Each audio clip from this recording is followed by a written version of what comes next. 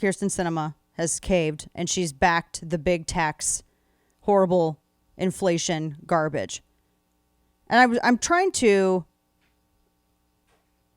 break down this, what they think why they think this is going to be better. So this, Sinema agreed to the climate and tax deal.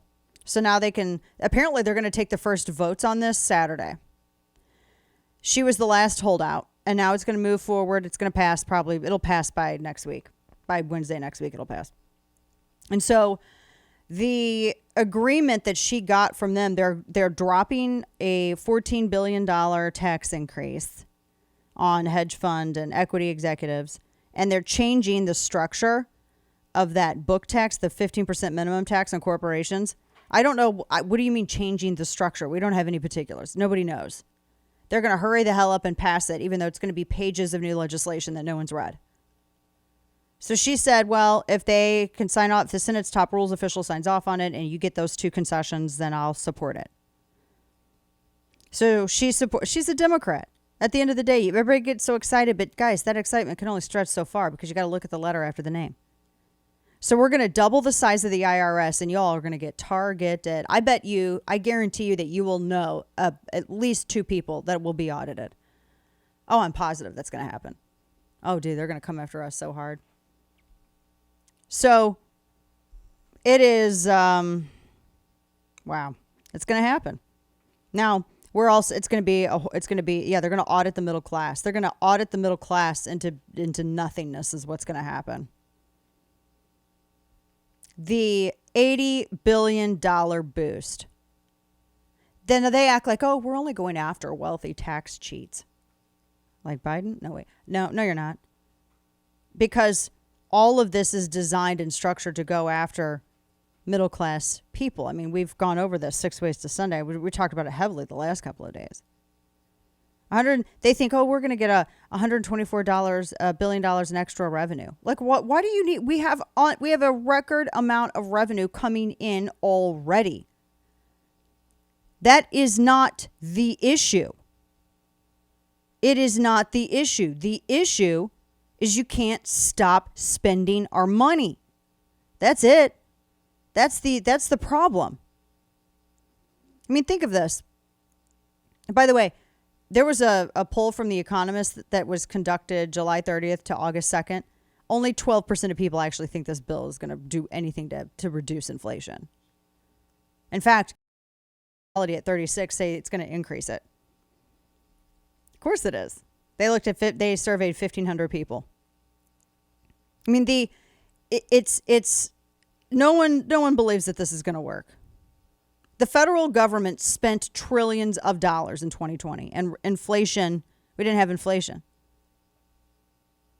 But we didn't have when you look at the pandemic, everybody locked down. People chose to not work because they were paid to not work. They chose to not spend money, and they were physically prevented in many instances from even going to work. And so you had all these aid packages for businesses, et cetera, and everyone thought, okay, well, we have time for the recovery. The economy is going to come back, and it will at least mitigate some of this long-term damage. And then we had this big GDP drop, like the biggest in modern American history, I think. And that was the second quarter of 2021.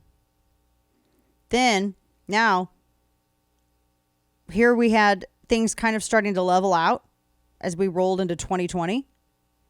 So when did that change? What happened? Well, let's look. The $1.9 trillion quote-unquote American Rescue Plan that was signed in March of 2021.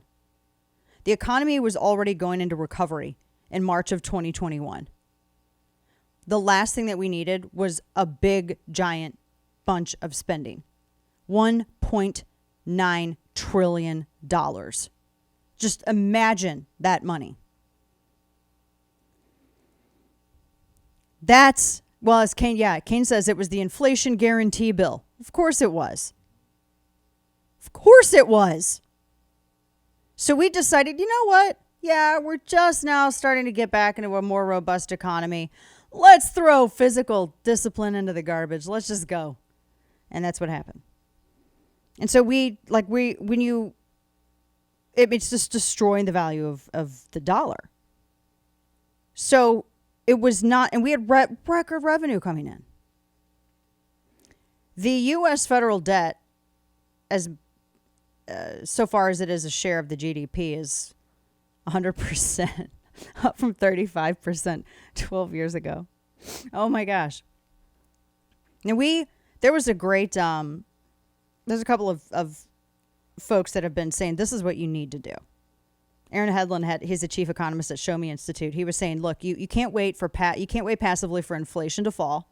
The Federal Reserve has to bring it back under control, regardless of the short-term pain involved in raising rates. Federal officials should stop pointing the finger of blame at price gouging and corporate greed, which is nonsense, he writes. In the chain of causation, they need to get serious about changing their own thinking and behavior. Cut back on unaffordable entitlement programs. Stop trying to pick winners and losers. Curtail their own power. And then he said, you have to have a pro-growth agenda that reduces debt to GDP by increasing the denominator. And that's achieved through supply-side reforms. It encourages work. It encourages energy production and innovation. You know, they keep acting like this huge, big job number that we held, the jobs numbers, it's so great. No, because when the workforce participation rate is lower because people are taking second jobs, because the wages, you're cutting the value of what they're earning in half.